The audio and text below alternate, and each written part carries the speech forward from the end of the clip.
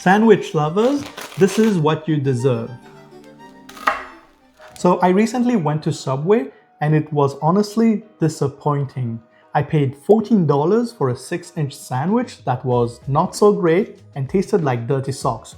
Don't ask me how I know that, but let's see if we can do better today.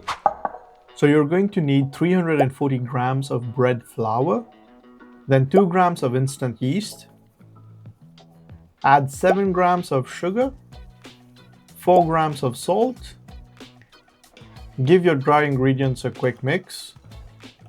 You're going to add 204 milliliters of lukewarm water, then 18 milliliters of vegetable oil. Start mixing everything gradually. Now I know you've been watching a lot of brain rot lately, and I need you to focus here because dough making is a crucial part for success. So once you see you can't move your whisk at all, you're going to get in there with your hands. Now you're going to knead gently with your hands until all the dry ingredients binds together. Then take your dough out on your working surface and knead for 2 to 3 minutes. If the dough feels too sticky, don't worry, you can use a knife or a bench scraper to scrape the edges towards the center and form a kind of an uneven ball. Then with your hands, you're going to form a ball with a quick pull away motion.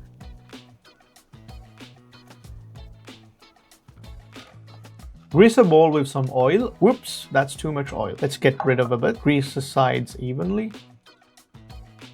Now while keeping your hands greased, roll and tuck the edges of the dough towards the center. You'll get a smooth, even dough ball. Then cover it with some cling film and let it rest for 30 minutes. After 30 minutes, we're going to do a series of stretch and fold on all the sides, just like you used to pull your sister's hairs when she was mean to you. Flip it and let it rest for another 30 minutes.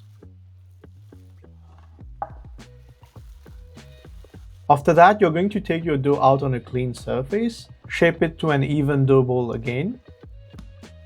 And if there's too much oil that adhered to the surface of your dough, don't hesitate to use a kitchen towel to pat it dry. Then you're going to divide it into 2 portions, each weighing roughly 270 grams. Then tuck the edges in and using the edge of your palm and the surface tension as such, you're going to roll the dough around to round it up. Then get 2 clean containers, add a little bit of oil to the balls to grease them. I'm using a cap this time so that I don't mess up. Then cover them and chuck them into the fridge for 2 to 3 days minimum for the cold fermentation. Okay, it's been 3 days now. Dust your working surface with some flour and drop your dough balls on top. Cover them and let them sit at room temperature for at least 30 minutes before you start working them. After 30 minutes, dust a bit of flour on top and then you're going to flatten the edges of the dough. Then you're going to take the top edge and fold it 3/4 of the way to the bottom. Squeeze it down into the middle before folding the bottom edge 3/4 of the way. Then the last fold, you're going to take the top edge again and fold it to the bottom edge. Then pinch to seal the seams tight. Then you can roll your loaf. It should be approximately 12 inches, but hey, it doesn't need to be perfect.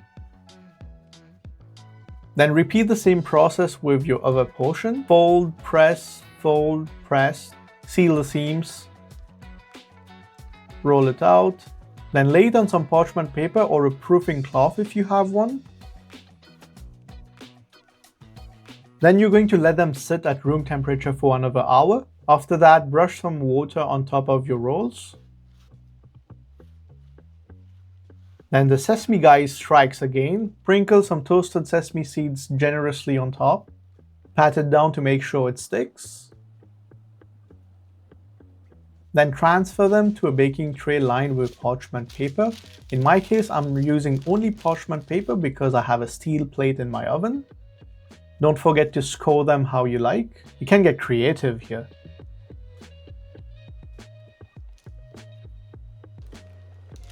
Then into the oven they go at 450 degrees Fahrenheit for 26 minutes. but you're going to cover them for the first 12 minutes. And don't forget to pour some water in another pan. The water is going to create steam, which is going to make your crust so crispy and wonderful. And there you have it. Listen to that crust. Let's slice in to see how it looks inside. Oh wow, wonderful. Look at that structure. Let's slice all the way through.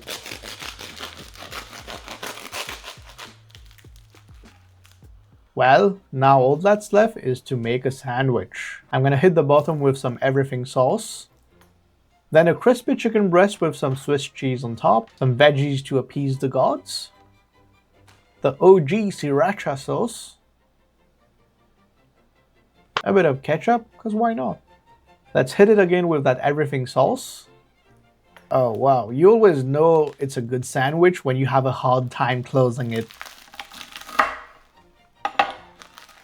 Well, would you look at that?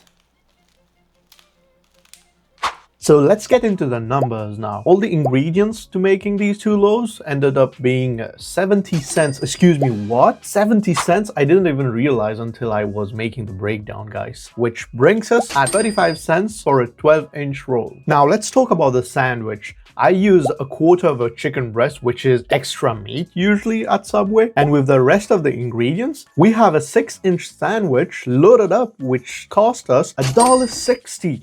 That's mind-blowing! Get out of the way, Subway! Now, downside, it does take a fair bit of time to make it, but in my opinion, it's totally worth it. And if you plan in advance, you can always have some dough sitting around in your fridge. Now, I hope you liked the video. Let me know in the comments what's the perfect sandwich for you. Don't forget to subscribe. I'll see you in the next one.